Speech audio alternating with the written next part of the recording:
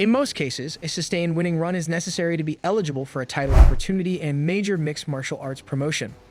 Of course, in the very short history of the sport, there have been many exceptions to the rule. In order to emphasize the aforementioned point, let's look at 10 title contenders who undoubtedly seized opportunities that they didn't deserve. Now, without further ado and without any certain order, let's take a look at 10 undeserving title challengers who actually won the belt. Number 10. Jon Jones. Unlike our previous entrants, Jon Jones' undeserved title shot has nothing to do with his win-loss record. After all, the ultra-talented light heavyweight has never truly been defeated inside the octagon. That said, Jones had done plenty outside the cage that should have given the UFC pause when it came to inserting him into the title picture. As many fans know, the multi-time world champ was suspended 3 times for various out-of-cage offenses ranging from a hit-and-run conviction involving a pregnant woman to multiple failed drug tests.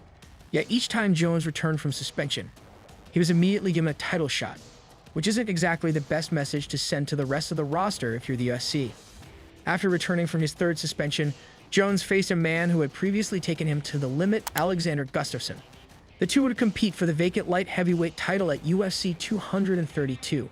Their second match was far less competitive than the first, with the New York native winning via 3rd-round KO. While it's been far from smooth sailing, Jones has yet to be suspended for the 4th time. Number 9. Shonie Carter. Chicago's Shonie Carter rarely failed to leave an impression with his flashy attire and colorful personality. While his career is perhaps best remembered for the spinning backfist victory over Serra at UFC 31, the scrappy welterweight also captured a major world title. Back in October of 2003, when the promotion was in its infancy, Carter won the vacant WEC welterweight crown. He did so by beating a mostly forgotten fighter in G.T. Taylor. Still, it's somewhat surprising he was even chosen to compete for the gold, given he was 2-1 heading into the event. Still, Carter had some name recognition, having fought some well-known fighters like Pat Miletic at the USC and capitalizing on his big chance at WEC 8. After a successful defense against Gabe Garcia at WEC 9, Shonie Carter's reign would come to an end in May of 2004 when he lost via unanimous decision to Kara Persian. Number 8. Matt Serra. The career of Matt the Terror Serra is one of the UFC's great comeback stories. After compiling a 4-4 record, the New York native was at a career crossroads and appeared destined to be a mostly forgotten mixed martial artist. Of course, all of that changed when Serra appeared on the 4th season of The Ultimate Fighter, which was branded The Comeback. The season featured journeymen and fighters who weren't under contract with the UFC competing for a shot at a title. While Serra became a tough champion, practically no one believed he had a prayer's chance of dethroning welterweight champion George Rush Street Pierre. After all, he had done nothing but beat a group of struggling fighters to earn the opportunity and looked heavily overmatched on paper. Surprisingly, in what would go down as the greatest upset in the promotion's history, Serra stunned the MMA universe by knocking out GSP in the very first round to become one of the UFC's most unlikely champions. Number 7. Michael Chandler. In recent months, Iron Michael Chandler has established himself as an exciting contender in the UFC lightweight division. While he may be relatively new to the UFC, the former college wrestling standout made his name as a multi-time champion in Bellator MMA. He won his first Bellator title as an undefeated prospect who submitted his budding rival Eddie Alvarez. In their rematch at Bellator 106, Alvarez regained his title, avenging the loss, and handed Chandler his first professional setback by winning a hard-fought split decision. Beginning with his inaugural loss, Iron Mike would go 2-3 over the course of his next 5 bouts. However, when Bellator champion Will Brooks, a man who defeated Chandler twice, was released from the promotion, the title was vacated. Despite his 2-3 stretch, the 2 victories came in his most recent bouts. Moreover, with Brooks departing and Alvarez having left the promotion a couple years back, Chandler was one of the few big names left in the division. At Bellator 157 in June of 2016, Chandler came full circle, knocking out Patricky Pitbull in the first round to reclaim his crown. Number 6. Nate Marquart. With a career that included a total of 58 pro fights, Nate the Great Marquart has had his share of highs and lows in the cage. Perhaps the biggest high of his career came back in 2012 at a Strikeforce event where he finished an undefeated Tyrone Woodley to become the promotion's welterweight champion. Interestingly enough, Marquart was 2-2 in the last 4 contests before receiving the opportunity that resulted in winning a major title.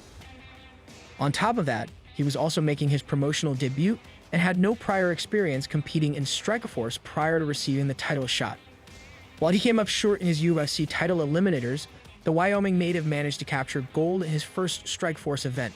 Number 5. Juliana Pena. This past December, the Venezuelan vixen Juliana Pena pulled off one of the most improbable victories in recent memory when she submitted the great Amanda Nunes to become the new bantamweight champion.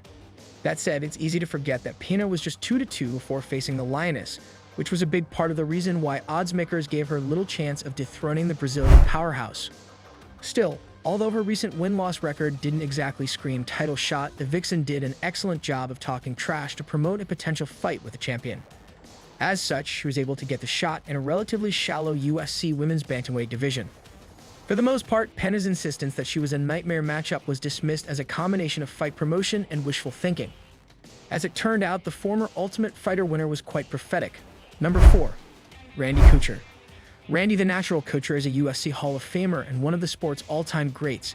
However, one of his record-setting 6 title reigns came after consecutive losses in a division he had previously never competed in, light heavyweight.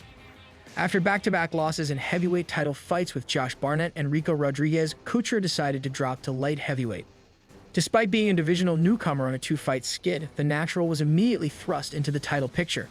The Iceman Chuck Liddell would be the man to welcome him to the new division in a contest for the interim title. Surprisingly, Couture would end up winning the bout via third-round TKO. The win would be the first in an epic trilogy that would take both Couture and Liddell's star power to new heights. Number 3. Dub Marshall. With 19 of his 26 pro fights ending by way of knockout, Dub the Rhino Marshall was a true kill-or-be-killed type of fighter. Newer fans may remember the Rhino from his late career stint in Bellator MMA. However, the California-born striker enjoyed his greatest success while competing in World Extreme cage fighting in the mid to late 2000s. Marshall's crowning achievement would come at WEC 23, an event that saw him TKO Ladun Sincade in the second round to win the promotion's light heavyweight strap. Interestingly enough, Marshall had been knocked out himself in 2 of his 3 fights just prior to capturing the gold. That said, despite recent setbacks, Marshall's reputation as an exciting fighter managed to keep him in the title picture. Number 2. Moris Smith. UFC Hall of Famer Moris Smith was one of the first pure strikers to succeed in high-level mixed martial arts. Of course, this kickboxing specialist who burst on the scene in the mid-1990s shocked the world on July 27, 1997. On that day, he pulled off a massive upset by dethroning undefeated UFC heavyweight champion Mark the Hammer Coleman. At UFC 14, Smith managed to survive Coleman's feigned ground and pound and pick up a decision victory in a contest that won Fight of the Year honors. Number 1. Brock Lesnar. As a well-known WWE superstar and NC double, an All-American wrestler, Brock Lesnar entered the UFC with plenty of hype. Given his notoriety, the promotion immediately pitted Lesnar, who had just won pro fight on his resume, against former champion Frank Mir. When Lesnar met Mir for the first time at UFC 81, it appeared the hype train had been derailed, as the veteran submitted the newcomer in the very first round. To his credit, Lesnar came back with a vengeance and pummeled former Pride veteran Heath Herring at UFC 87 to pick up his first win in the organization. Despite a 1-1 record in the octagon and just 3 pro fights total to his credit, the promotion decided to book their new megastar in a title bout against the heavyweight champion, Randy Couture. Though Lesnar's credentials may not have warranted a title shot, he ultimately capitalized on the opportunity. The challenger managed to stuff the Natural's takedowns and eventually secure a TKO victory in the second round.